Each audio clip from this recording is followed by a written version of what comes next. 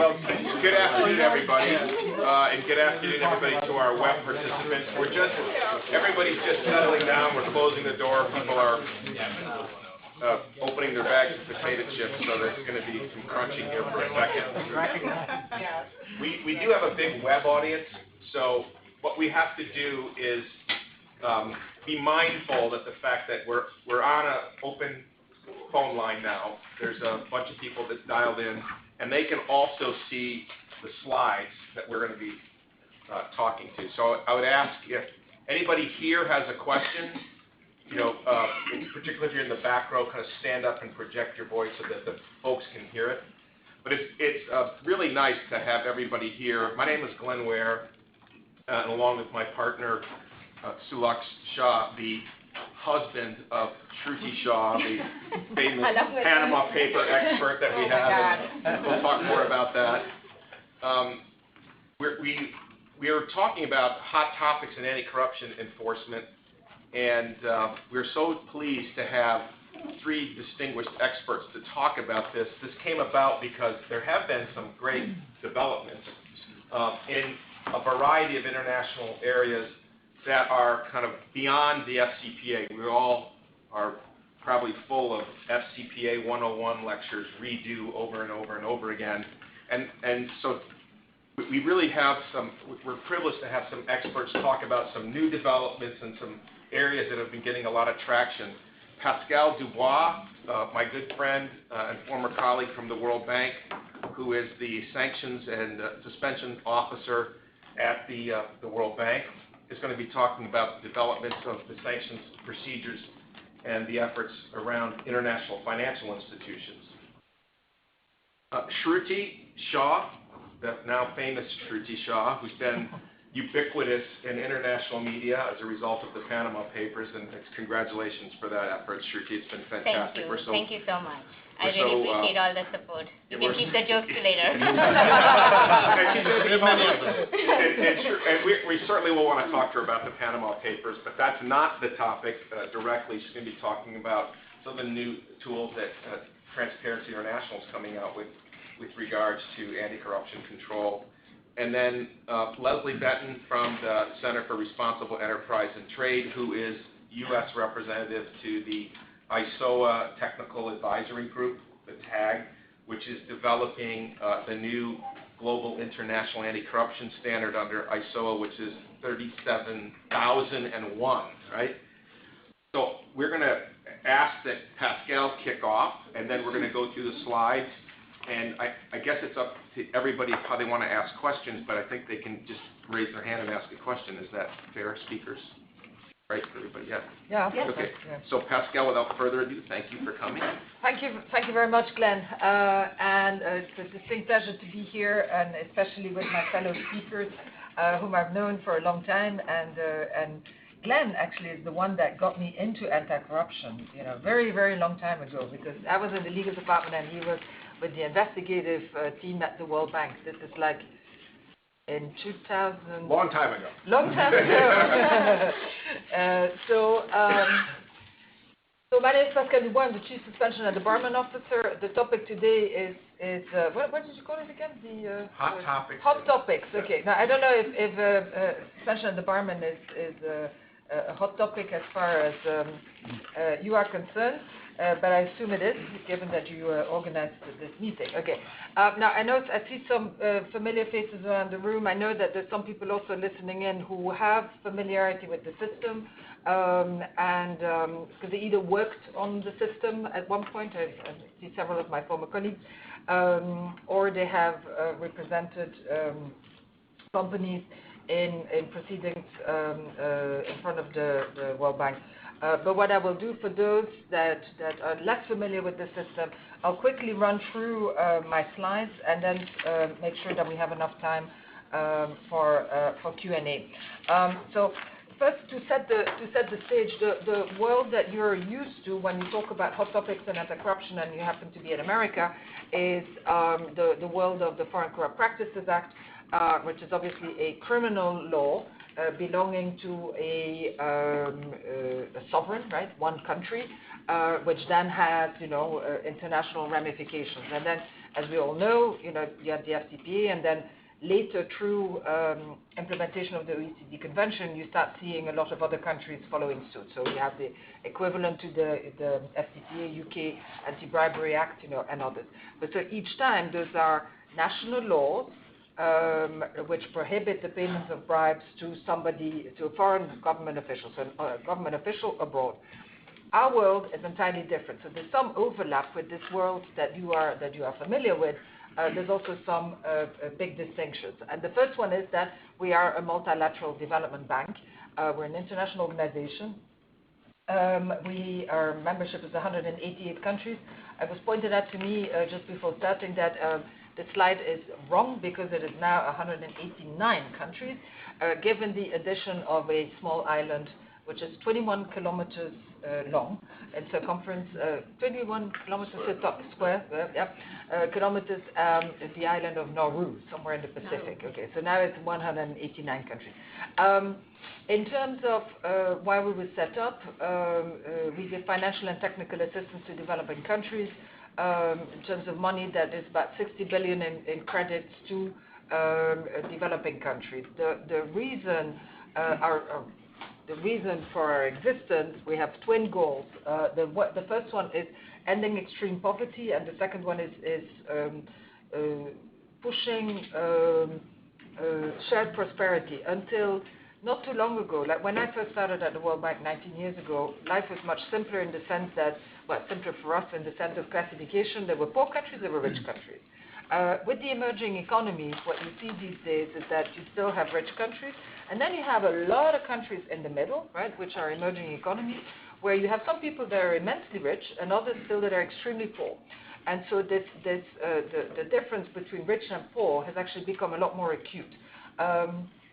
Also, within the poorest countries, you have this elite that is, some people in the country that are extraordinarily rich and the rest of the country, again, very poor.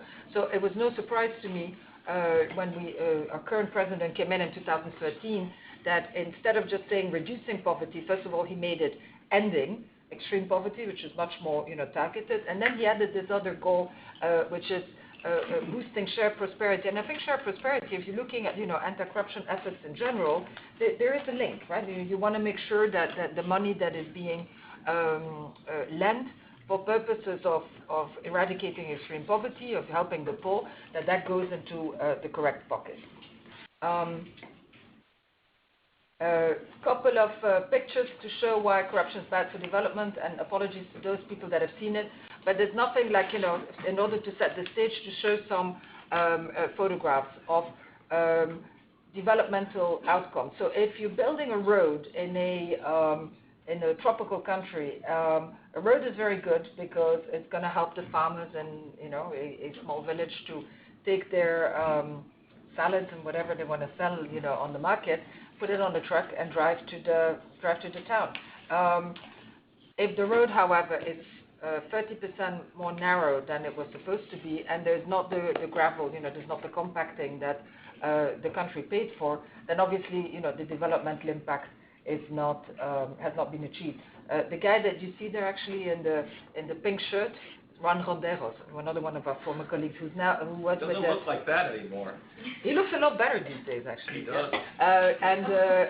Not that he looks bad on this. And so Juan Ronderos actually is my equivalent. He does the same thing that I do for the Inter-American Development Bank. And as you can see, he's using a time-old investigative tool, the tape measurer.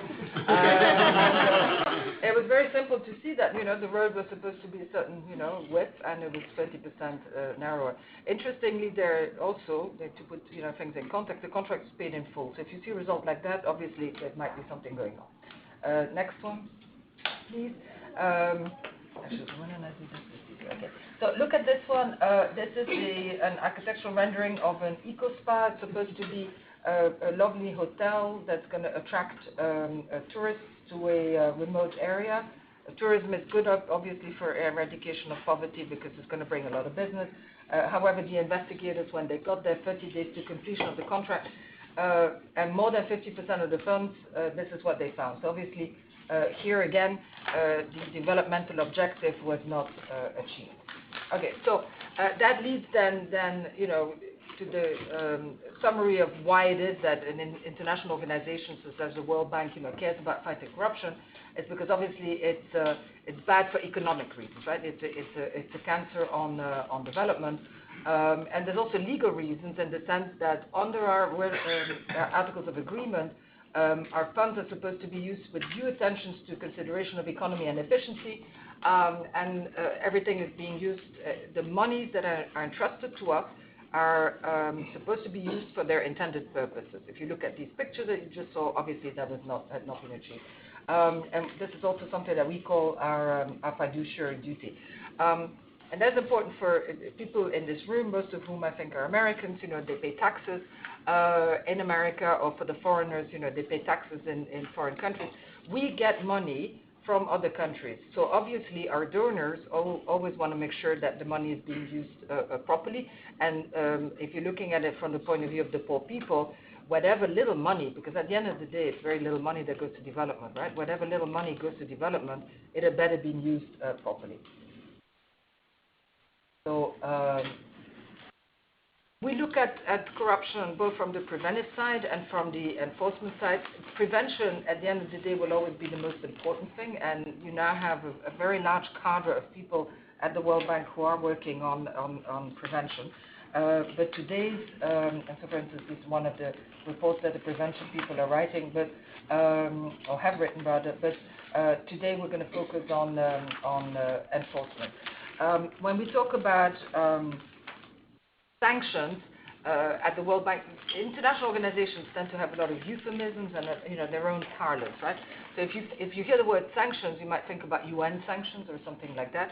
At the World Bank, it means suspension and debarment. Also in the enforcement arena, we have voluntary disclosure, and that's another former colleague of mine that and actually Glenn, Tom, and I worked on voluntary disclosure at one point, and there's also settlements, and I'll say more about that. From the days that the World Bank started working on corruption to now, things have really changed very much, because initially you only really had the investigators, people like Glenn and a couple of others that started the investigative office.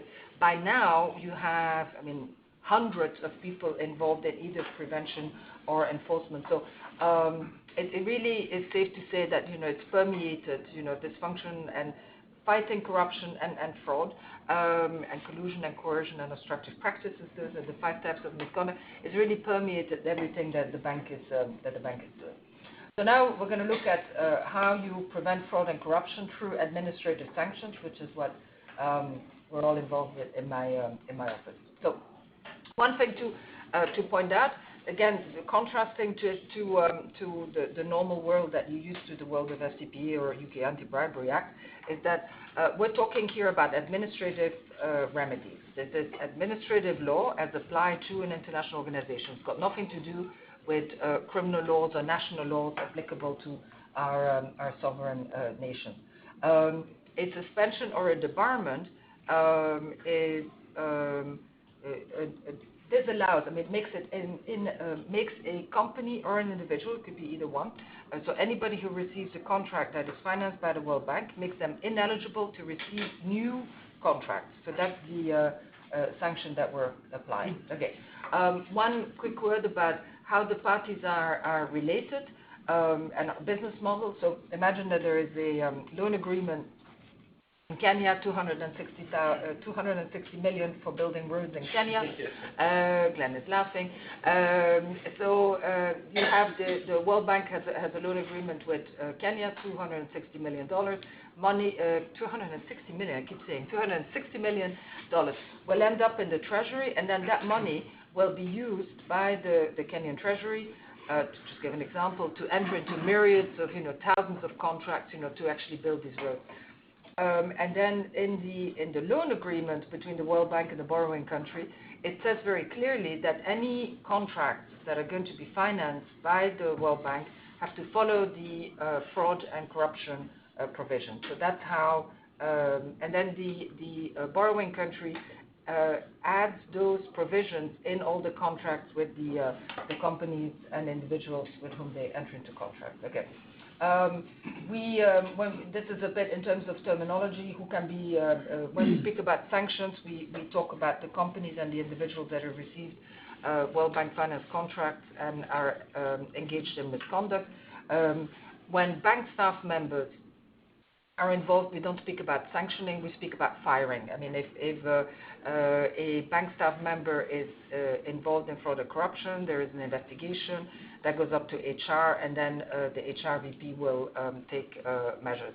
As far as member countries are involved and government officials, because of sovereignty, we're not going to sanction government officials. If, however, a government official walks and talks like an individual, then the rules can be extended to that person. Okay, a couple of numbers. Since 1999, the bank has sanctioned 711, by now it's more than that, 711 firms and individuals. We've had 143 cross-debarments, because every time that there is a debarment by any of the multilateral development banks for more than 1 year, it's automatically cross-debarred by all the other multilateral development banks. So that can take a big chunk out of somebody's business if a company is doing business in emerging markets. My office, so the Office of Suspension and Debarment, has temporarily suspended so far 359 firms. There's also been 30 criminal convictions based on referrals made by the investigators. Quick overview of the sanction system. So every case will start with an allegation that is received by the Integrity Vice Presidency. They're the fact finders. When they go out and they do an investigation and finish it, they will send us a statement of accusations and evidence. And then in our office, which is the first part of the adjudicative system, my colleagues and I want to acknowledge Paul Ezeden, who's with me, and Bert Guller and Fatia Routinian. That's half the office, by the way. So what we do is, the first thing that we do is we look at the accusations, and then we look at the evidence, and we go through every single accusation that INT, the investigators, have made, and make sure that every single accusation is substantiated by evidence. When we don't think that there is enough evidence, we send the case back to the investigators. Once we are satisfied that every single claim is substantiated by evidence, we send the case out to the respondent. At the same moment, we suspend the company or the individual. So that means that as of that moment, that company or that individual will no longer receive any new World Bank contract. We also recommend a sanction based on public sanctioning guidelines. And when you look at these public guidelines, you will see that the baseline sanction is 3 years with conditional, 3 years debarment with conditional release. That's the baseline. And then we look at aggravating circumstances, and we look at mitigating circumstances, and we adapt this 3 years in accordance with these mitigating and the aggravating circumstances. If the company does not appeal to the sanctions board within 90 days, the notice that we have sent to the company, then the sanction that we recommended becomes the final sanction. And that happens in 67% of all the cases. So in 67% of all the cases, we suspend the company. Within 90 days, there is no appeal. The sanction that we recommend becomes the final sanction, and the case is over. If the company does appeal, then it goes on to the sanctions board. At that level, there's 7 judges, 4 from the outside, 3 from the inside. And a big difference also with our level is that there are hearings at the level of the sanctions board. One other thing to say as well is that before a company appeals to the sanctions board, they have 30 days time to get back to our Office of Suspension and Debarment with a sort of mini appeal, a document which is called an explanation, 20 pages, plus attachments, and on the basis of which we can either cancel the case entirely, withdraw the case entirely, or lower the sanction, which we've done in a couple of cases. And then most cases, also want to point out, end up again in INT with the integrity compliance officer, which is this is the office at the World Bank, which has been tasked with determining whether a compliance program, which is part of the Debarment with conditional release, the ICO, the Deputy Compliance Officers, are the ones that are going to decide whether or not, to the satisfaction of the World Bank, this compliance program has been implemented, fully implemented. Pascale, there's just 2 of those, right? There are 2 2? people, yeah, Okay. yeah. So it's Lisa Miller and Jonathan Shapiro. Moving quickly, I already told you that it's not just corruption, and that is another big difference, right, with what you're used to. You're all looking in the FTPA world at bribery. At the World Bank, what can get you into trouble is as fraud and collusion as well as obstructive practices, of which we've seen a few more lately. And then range of sanctions, I told you already, the Debarment with conditional release is our baseline. That's the one that we've been using in my office.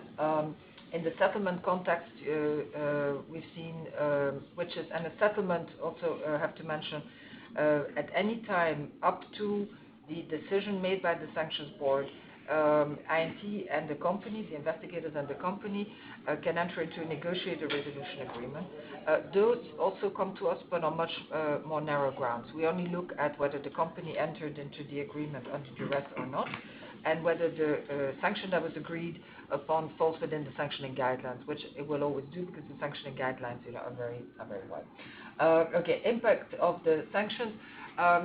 All debarments are public, so if there is a debarment that is rendered public, so it's the name of the company, period of debarment, reason for debarment, and whether the case comes from my office or the Sanctions Board, there's always a decision that is published. The ones in my office are shorter, the ones from the Sanctions Board are longer and go into more details. I've already told you that the impact of a sanction is that a company can no longer receive new contracts. That also means that it doesn't affect existing contracts. So if a contract is sort of like halfway implemented, for obvious reasons, the contractor can continue implementing it because vis-a-vis the country, and again, our focus is developmental. It would not be a good thing if you force the country to stop, the contract midstream.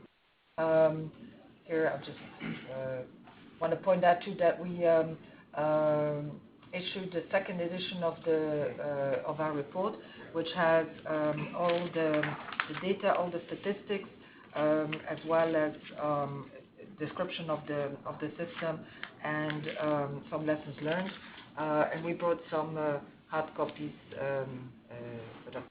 I'll stop here. The rest of the slides are there for your information.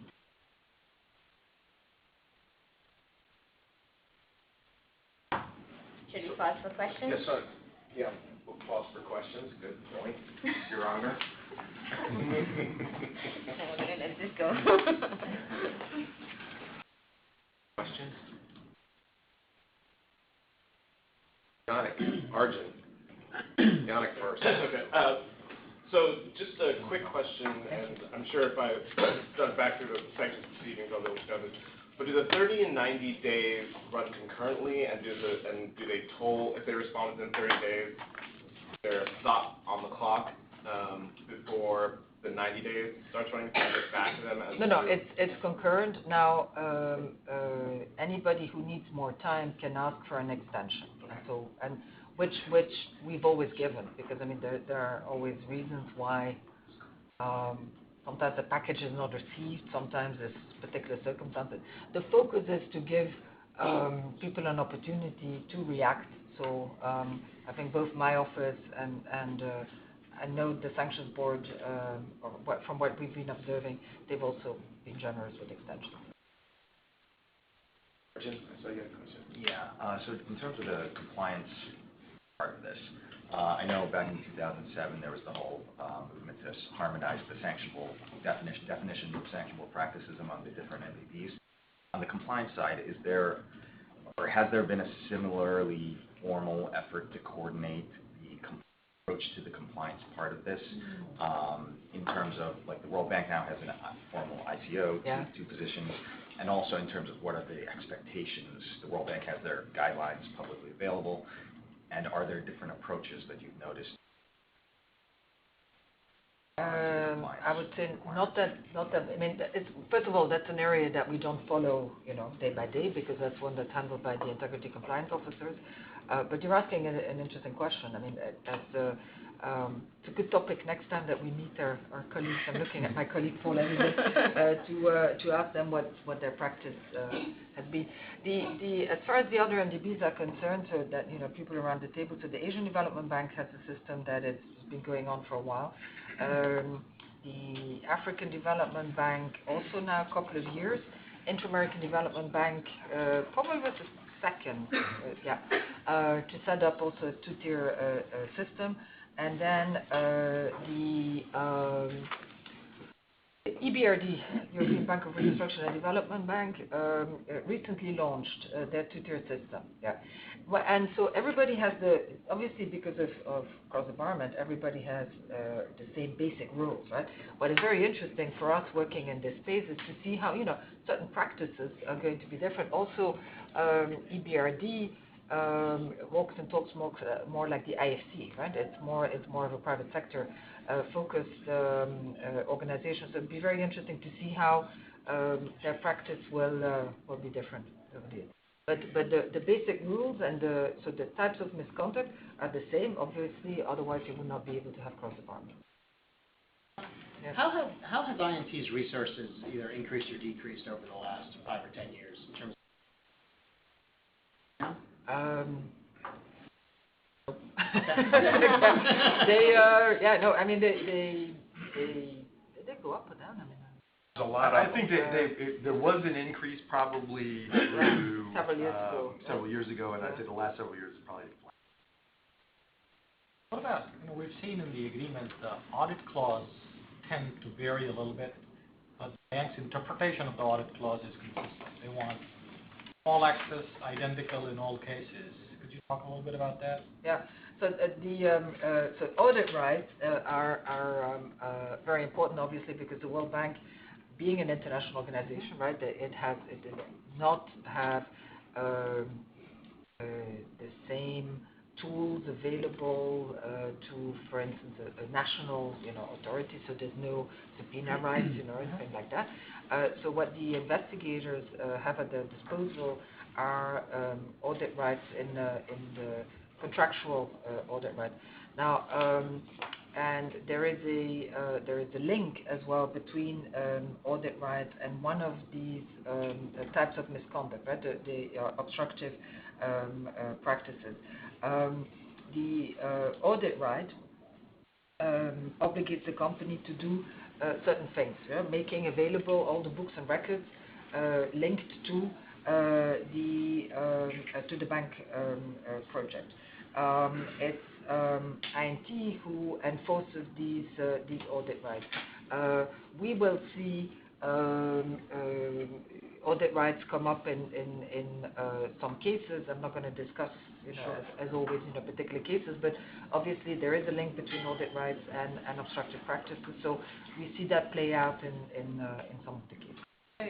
In some of the older agreements we've seen, the audit clause is more narrow in focus, right? Talks about books and records, and that's about it, right? If the client, or not the client, the company doesn't have right counsel, doesn't know how to talk to the World Bank about, okay, the access rights are books and records, you'll get access to them. Doesn't mean you get access to interview 60 people in our company, but somehow that access is given. If the case ever gets to you, do you factor findings from those interviews out because they were not really within the audit rights, or is that open, saying audit right means audit everything? Well, I'm not going to get into hypotheticals or address any particular case, but and every case will be different, right? But INT always has to find enough evidence that will support the conclusion that whatever happened was intended to materially impede, right, the exercise of the bank's inspection and audit rights. Yeah. If I could have a follow-up on that. If so, your office, when they gets the statement of accusation, goes through every single accusation to make sure that each element has been satisfied with sufficient evidence. In a case of an alleged obstructive practice for materially impeding or intending to materially impede the bank's contractual audit rights.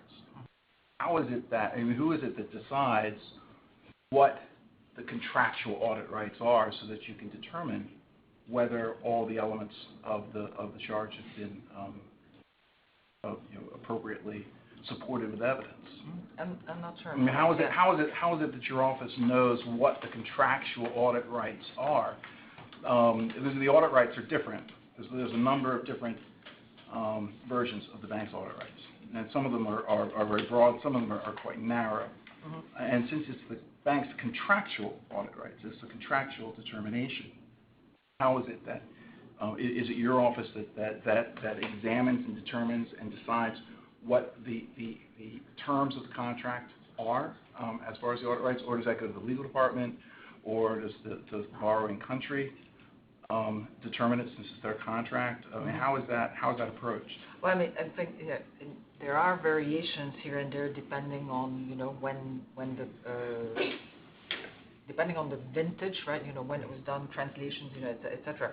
But I think it's important to go back, to the general rule, right? And the general rule is that the bidder of a contract is required to permit the bank to inspect, all accounts. So I think it will depend on the case and the circumstances. And again, I'm not here to discuss hypotheticals or enter into or discuss particular cases or fact matters. Yeah. I think it's very important for companies in terms of general advice to remember that this fifth type of misconduct is there, right?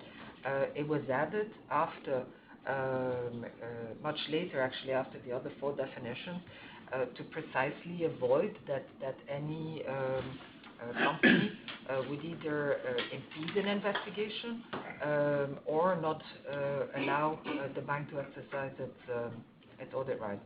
And that was added because over the years, and I remember I was actually with the investigative team at that time in, it must have been 2002, 2003, there had been instances where companies just flatly refused to allow the bank to exercise their audit rights and look at the books and records, and it was felt, and board of directors agree with that it was necessary to have the mere fact that somebody does not allow the exercise of the audit right be a ground for misconduct. Yeah. Well, Pascale, I'm coming into this discussion midstream, but that's not where the issues are today, for many of us.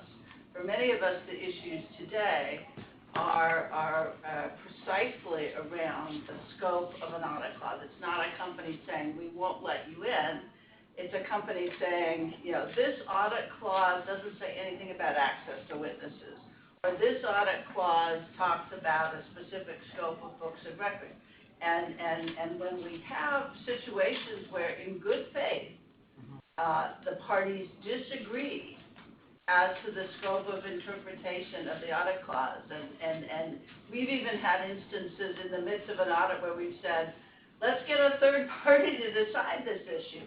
We can take it to the Sanctions board, we can take it to arbitration, we can take it, so we just need somebody to help us figure out what this means. We're going to cooperate in good faith with whatever it means, but we don't accept that, your interpretation of this clause. Well, there's no mechanism for that, in fact. INT won't agree to that, and so what you can have is a situation where somebody in good faith is trying to cooperate, but they have a legitimate disagreement, and the way that gets played out today is an obstruction charge against the company, and that's wrong, in my view, and we would hope, frankly, that in your position, and I don't think this is hypothetical, if you are saying that you're going to look at and interpret the elements, then a necessary predicate to that has to be that you will interpret what the reasonable scope of the audit clause is. But that's not a very good remedy, frankly, for the situation that's being presented, and I know that's not your issue. It puts it right on you. Yeah. Well, okay, but one thing which become very clear is that, this is obviously the hot topic. Yeah. I don't figure it out. Cool it off a little bit. Yeah, okay, got it. Okay. So it's interesting, right? Because I mean, that's also I think what makes our office, our work very interesting is that you can be 9 years into a particular position, and things keep changing. No, and things evolve and things change. No, not only between the multilateral development banks, but obviously within one practice. As far as interpretations are concerned, right? As I may have discussed with many of you in former meetings, all interpretations themselves are handled by our legal department. And so when I sense a lot of discomfort, if I may say so, or at least pointed questions around the room, it's always a good idea. And would encourage anybody, you can do that as a group or you can do this individually or through bar associations or something, to have conversations with the legal department and raise that issue with them and express your desire for more clarification on a particular issue, because they're the ones, it is always, the legal department that will have the final say in terms of interpretation. As far as we are concerned, right, and again, not entering into a hypothetical, over and over again, INT would have to produce evidence, right? No matter what, INT always has to produce evidence that supports this conclusion for us, that what happened was intended to materially impede this right that we have, that the bank has, to inspection and audit banks. So on interpretation, I think it would be very interesting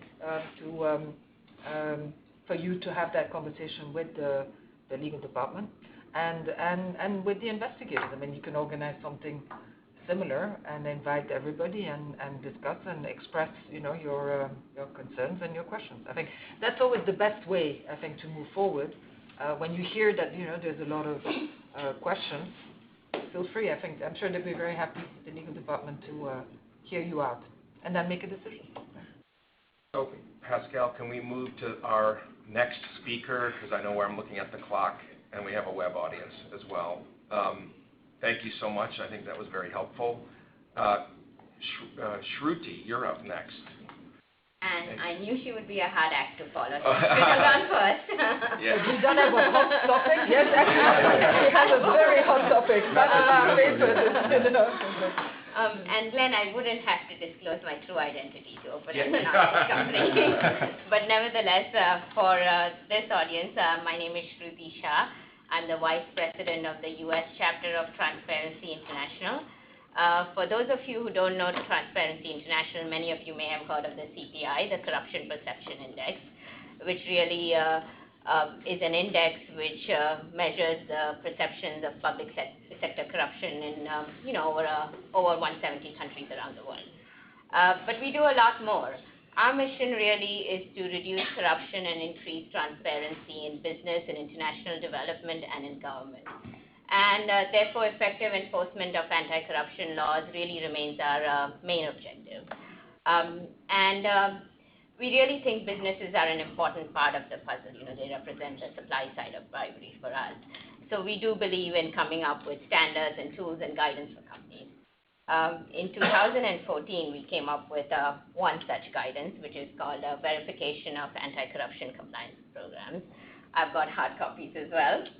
Luckily, behind here. And there are also copies which you can download from our website easily. The reason why we came out with this guidance is that we've seen over the past 2 decades there's really there's been substantial progress by companies in developing anti-corruption programs. So it really shows a growing commitment by companies to combat corruption. But over the same time period, we've seen a lot of news reports of both actual or alleged malfeasance by companies as well. And we thought we really should come out with a report which provides practical tips to companies and really some guidance about what they should be doing to evaluate their program for effectiveness. Clearly, because just adopting a program is not enough. You really need to make sure that the program's working effectively. We were really trying to improve the quality of compliance programs and really the credibility with regard to their effectiveness. And to develop, thank you so much, Pascale, to develop really this report, we actually we did research in 5 areas. The first was public reporting by companies. The second was really verification reviews performed by law firms, accounting firms, other consulting firms. And the third was really certifications granted by various companies. And also we looked at compliance reviews done by government-mandated monitors, and we looked at certification efforts in the social and environmental fields as well. And the report has really some good recommendations and tips, and it has a lot of information on how to conduct an effective compliance review. So it's got a section on risk assessment, on really how you select sites, when you're going for a site visit, who should you consider interviewing, and what are you really looking for when you're interviewing people.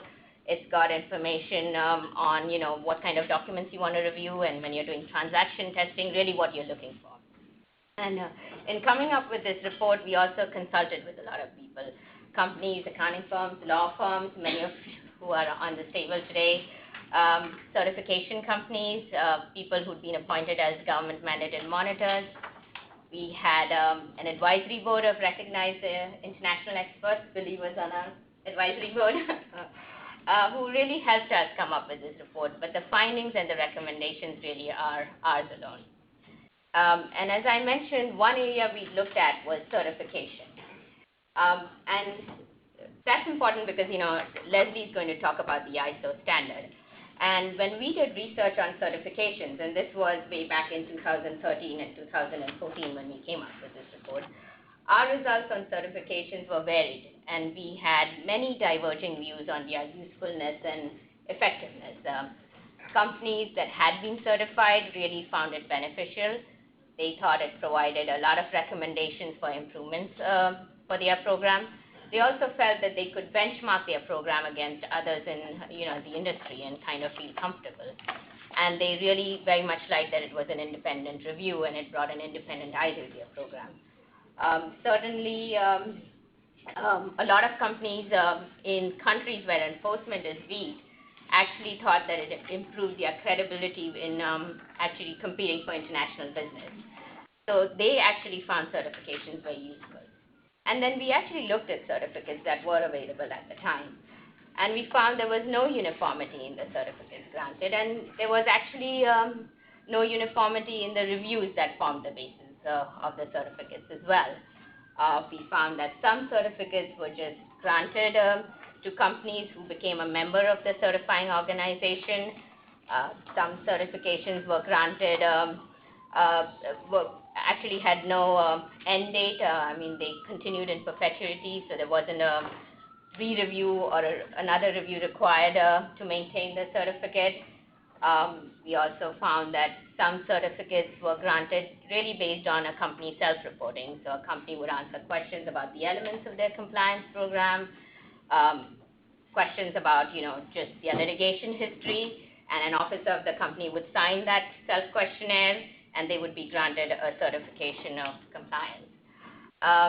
In some other cases, this information was validated against, outside sources like media reports, government watch lists, sanctions lists. In some cases, it wasn't. Some other certificates we found were granted based on a review of the design of the program, so the elements that make up your anti-corruption program. What are your ethics policies? What are your gift policies? Whether you have adequate training, things like that, and how they match up against best practices.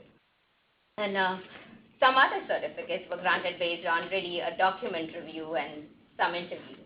So really the documents being things like whistleblower reports, minutes of the audit committee or the ethics committee, some training records, other things, your code of conduct, everything like that. And they also had employee surveys and site visits. So some certificates were really granted on that basis. And at that time, during which we did our research, we found that most certification companies did not actually do any transaction testing. So they didn't go into the field and actually test any transactions or kick any tires. Those were our findings at that time. I don't know how true it is today. And the other thing that we found that the fact that a certification is granted is public, but the standard against which it is granted, the all these certifications companies use proprietary standards, that they were not available for public scrutiny. So it was very difficult to judge the scope of the review, or there was very little transparency about that. I mentioned we spoke to a lot of accounting firms and other consulting firms as well. They had a lot of, I'd say, they exhibited a lot of cautiousness, I would say, for lack of a better word, about certifications. A lot of, apart from the risk of being sued, they were concerned that when they did testing and when they went out to companies and helped them assess whether their program was working effectively, they actually only did it based on a limited sample. So they could only evaluate the strength of a company's program based on that sample and during that time period. And what they said to us, business is not static. A company may implement new policies, new procedures, it may sign new agreements with distributors, business may expand. So giving a certificate of compliance may mean that you're providing some kind of assurance that a company's program may continue to work effectively even though the corporate environment has changed completely. So those were some of the things that people said. And as I mentioned, we also found that the standards on which the certifications were based were not open to public scrutiny. So we really did feel at the time that it would be important if certifying organizations, not-for-profit organizations, investor groups, companies, and others came up with a broader agreement on a common standard, really to help promote transparency of the review. So we actually, at that time, the ISO standard was being developed. And we really did think it was a positive development and should be encouraged. We recognize the fact that developing a standard for anti-corruption would be difficult because it's really difficult to come up with objective metrics in the anti-corruption field. Say if you're trying to measure the number of hours your employees work or the number of bathrooms in a plant, it's definitely much easier. But anti-corruption programs have to be risk-based, and they are really, their implementation also varies from company to company. So really that was where we left it off. I'd be happy to answer any questions, but maybe it makes more sense for Leslie to take off and talk about the ISO standard. Okay, thank you. I'm happy to do that. So I'm going to tell you a little bit about why now for this standard. I'll tell you a little bit about what it is, and then sort of where we are today and how it's sort of come to be. So I can actually remember, 10, 12 years ago, there was a move really starting from Europe to develop a standard at ISO, literally in the 2004-2005 timeframe. I actually worked at Transparency International USA at the time. It was a very small world, and we were really very much against it. At the time, the U.S. was just really ramping up its enforcement, and we were really the only country that was enforcing its anti-bribery law. Some countries, because of the OECD Convention and then later the UN Convention, were beginning to adopt laws that are similar to the FCPA, but there really wasn't enforcement. We thought that the practice at the time among companies was very immature, and we thought any attempt really to devise a standard was only going to lower the bar, when, at least in the United States, we're very much trying to raise the bar and level the international business playing field. But the world has changed a lot in 10 years. Pascale mentioned all of the work that the World Bank is doing. That wasn't happening at that time. The laws that I've mentioned that were adopted pursuant to obligations under the OECD Convention and the UN Convention. So there was a belief that the time was right for an international standard.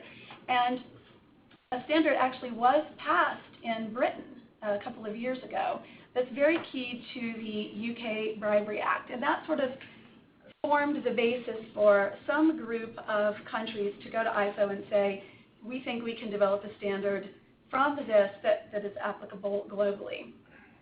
So a little bit about how these things happen. ISO is made up of standards bodies, national standards bodies. Those standards bodies are made up of members.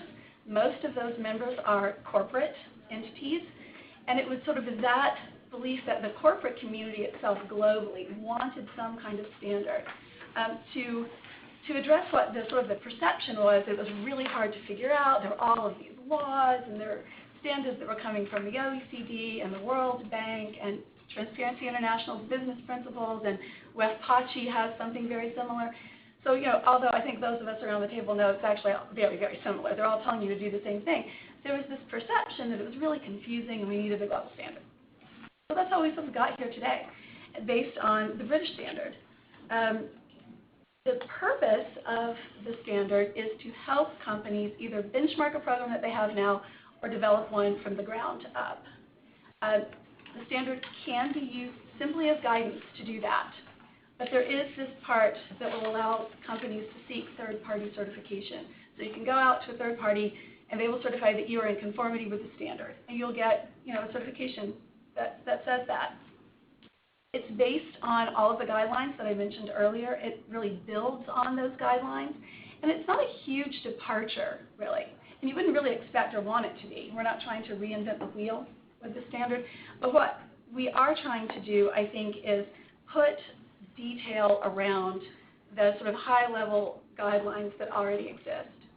So if you look at the OECD, for example, it's a couple of pages. The ISO standard is 35 pages of great detail about what a risk assessment looks like and what it should entail and how you should do it, what due diligence should look like, what kind of financial controls you should have, what kind of operational controls you should have. That's the real difference here, is just the level of detail, I think. And I should say, actually, I have a member of the U.S. advisory group who's here at the table with me today, Yvette Redemosa from Boeing. We are trying to take sort of the experience that companies have had over these many years and really put that kind of detail into the standard that has been lacking in some of the broad guidance that we see today. Unlike the FCPA, unlike the UK Bribery Act, the standard addresses both foreign and commercial bribery. And although I'm talking about it really as a standard that companies will use, it's being developed for use by public, private, and not-for-profit entities as well. Although I do think the largest audience is probably a corporate audience. As I said, it just builds on the existing guidance that's out there. It's not a huge departure. The interesting part about this is that we're part of the U.S. group I told you about. We are one of 40 delegations that are sitting around this table. So there are 40 countries that are involved in developing the standard, from developing world, developed world. We've got China, Russia, Mexico, all of the European countries. It's just really very broad. African countries are involved as well. We've got the business around the table, small business, large companies, multinationals, companies that work only within their own country. So we've got that kind of perspective that we're trying to bring to what's going on. This whole idea that Shruti mentioned, programs have to be risk-based. We're trying to sort of bake that into the standard as well, so to give some flexibility for companies and others to be able to implement it in a way that makes sense for them. I don't think it's a perfect tool. Obviously, this is a consensus-based process that we're going through, and with 40 countries, you can sort of imagine what that's like, especially with such really different perspectives. But I have been really impressed with the level of sort of effort and earnestness that's going into trying to develop a really good, credible standard.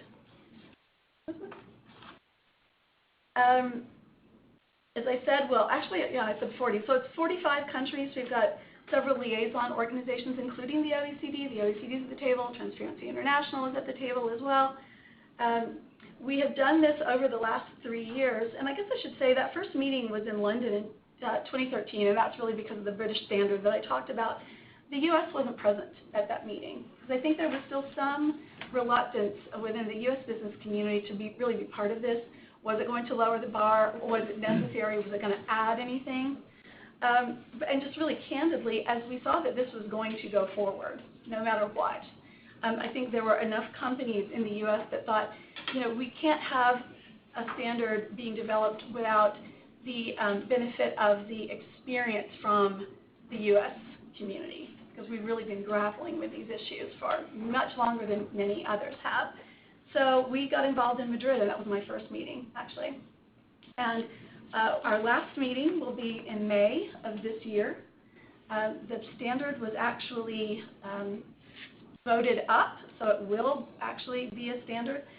In April, we got the positive vote. We're meeting in Mexico to put sort of finishing touches on the standard, and it will be published probably in September. We're hoping it has to go through a translation process to do that. The real big issue, I think, that a lot of us even around the table doing this see really is in the certification. So what is it really going to add, and are there potential problems there? And I think, there are. I mean, I don't think any of us can ignore the fact that certifications are really only as good as the person certifying. And so there is, I want to tell you a little bit about this, there is a parallel process to set some auditor requirements. So how can you become a person who audits to this or certifies?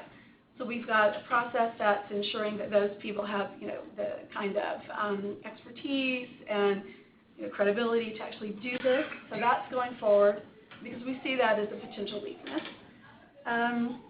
And we've got input from TI in that process as well, and others around the table who have been auditors. So the sort of the group that's doing this is made up of, I would say, company people, outside lawyers, auditors. We've got the big four accounting firms from all over the world that are sort of part of this. So we've got a lot of different perspectives at the table as well, which is really interesting, I think, and I think will make it a better standard in the end. So that's a little bit about it. You can purchase it. I didn't bring copies like everybody else did, and here's where I give my disclaimer. I have absolutely no financial interest in this. And I wish I could have brought, maybe I wish I did, I don't know. It is available online. You can see it. It's very transparent. You can see what it is. But ISO. The current version's out already? The current version is out. It's actually been out since January. And it's going to change a little bit, I think, but not hugely. And ISO makes you purchase it? Is that what they do? ISO makes you purchase $5 or something. Yes. It's not a lot of money, but you have to purchase it. Those of us who are participating are donating our time and our travel dollars and everything else. We're not supported in any way. We're just independent experts who are trying to make this, as good a standard as it possibly can be in the end. But you can see it if you'd like to see it. It's there for purchase. Well, you said that was voted up. Did anybody vote against it? And if so, who?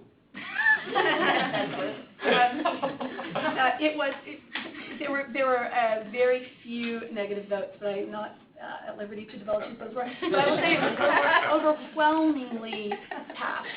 Overwhelmingly. How long before that becomes public? Yeah, you mean the vote? Yeah. It's not going to be me. No, it's not going to be you, but there's a lot of people in the room, right? Yeah. But I take it, Leslie, it isn't contemplated that this would be put out for any sort of public comment before it becomes finalized. Actually, this last 6 months has been public comment period. So it's been public since January. I know it. You have to buy it,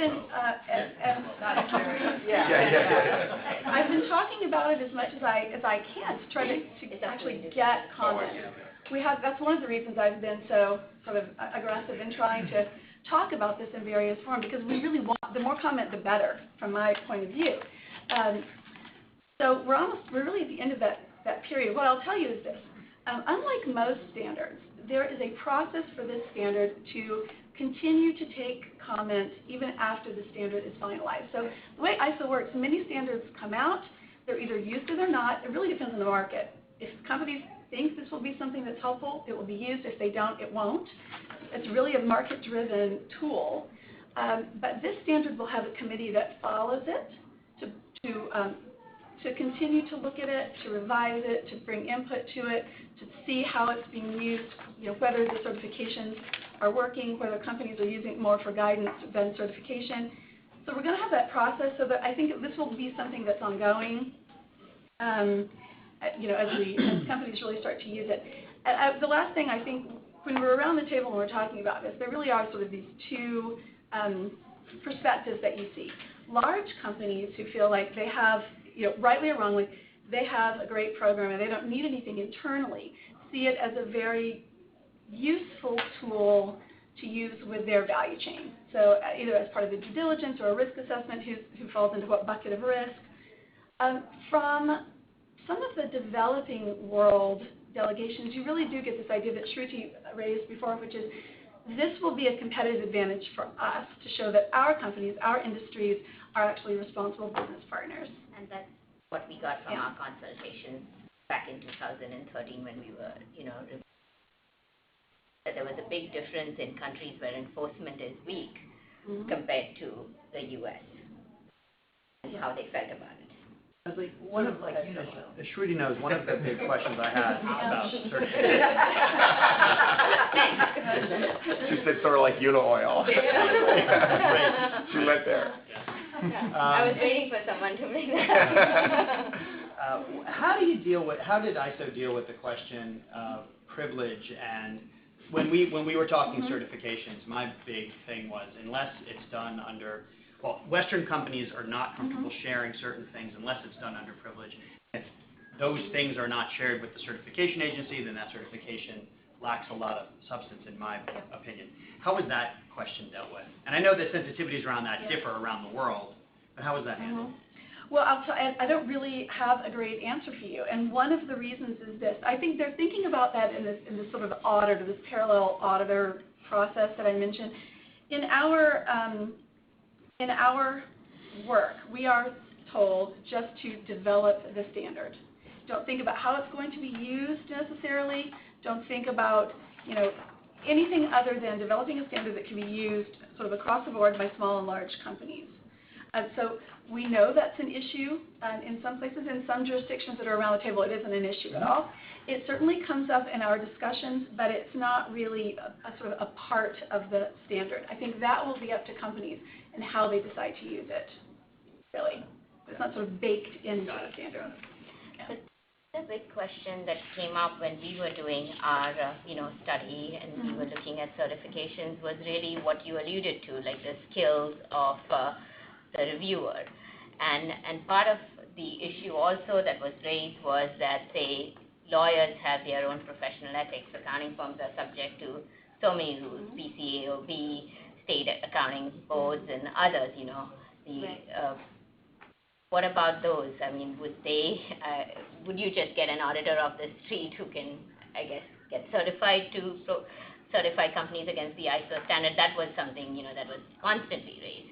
Right, and we're raising it. It's absolutely an issue, and that's one of the reasons we're going through this process that is a little bit unique. I mean, ISO has sort of an auditor standard that they use, but it's very sort of general. It applies to folks who audit any of the ISO standards, so it could be health and safety or quality or something else, cook stoves or anything really different. And as you said before, I mean, this is really not like many of the standards that ISO has done because it's very,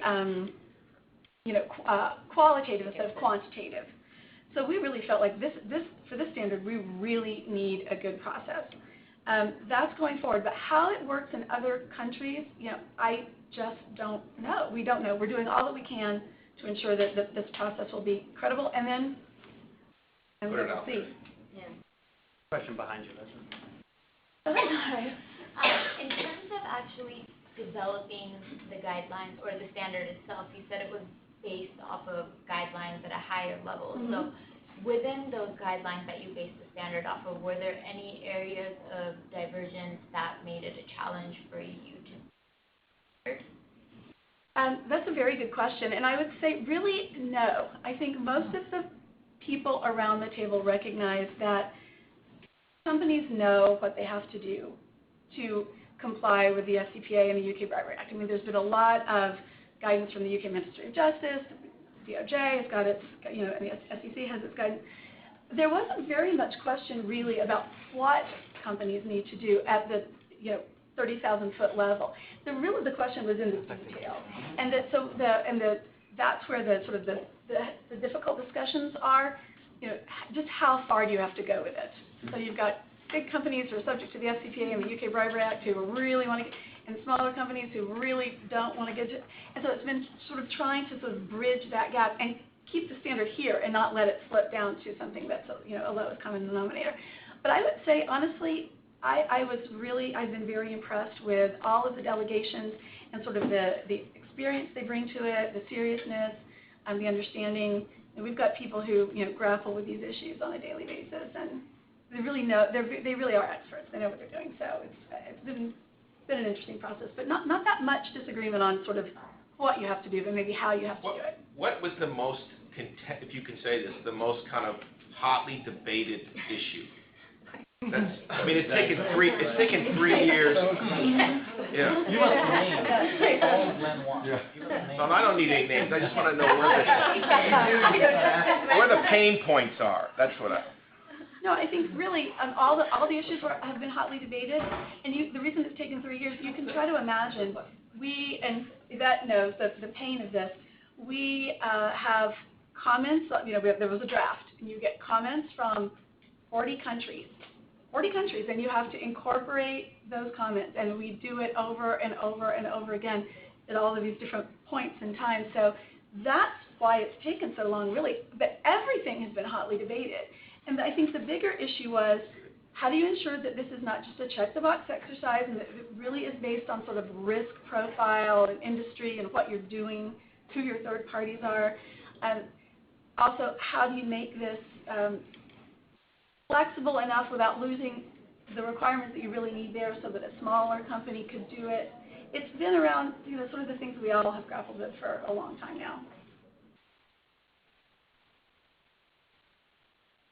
Ask if people on the Yeah. webinar have any questions. If anybody on the phone has questions, I know we're all been quiet on the phone, but anybody from the phone, are they typing in too or not? They're typing. If you want to type in your message, I will relay it to the audience here. Okay.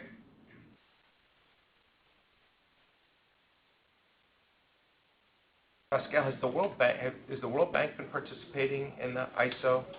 Have they consulted on that? I don't think anybody from the World Bank now. You can buy the thing for $35. Yeah, you're going to ask Put your now, consultation. you want to consult now? Oh, 58 Swiss francs. Okay, well, I heard it was $65. Maybe I'm wrong. Yeah. Okay. What about a similar question of what about other enforcement agencies? Is there any effort to reach out to the Justice Department and the SO to see, what is there? They want to weigh in at all? Were they asked? I assume they would say no. But. Well, I'll tell you. I can speak to the U.S. and then I can tell you a little bit about the U.K. So, the U.S. enforcement agencies are very well aware that this is going forward. I have spoken to everyone, sort of personally, the DOJ, the SEC, Commerce, State, sort of the whole OECD working group. They have not taken a position, positive or negative, nor would we really have expected them to, but we wanted them to know that the process was going forward. So, it's, they're interested in it, and I do keep them up to date, but they haven't taken a position. Some country governments have been more hands-on than that. In the UK, actually, on their delegation, they've sent some people to various meetings from, not the SFO, but the London Police and some others. And I would say other countries have been sort of similar, but our country, I think for obvious reasons, has really taken sort of a hands-off approach. And when not to speak for anyone, but I think it's very, it's an interesting process to be led by the business community. It's by business for business, although others can do it too. And so that's, they didn't really get involved in that. Although I understand that the government does get involved in some standard-setting exercises, but not. Any other questions from the web? Anything from the web? Well, thank you, speakers, for coming in. I think there were some really hot topics there. And thank everyone else for coming and asking questions. And let's give our speakers a little round of applause.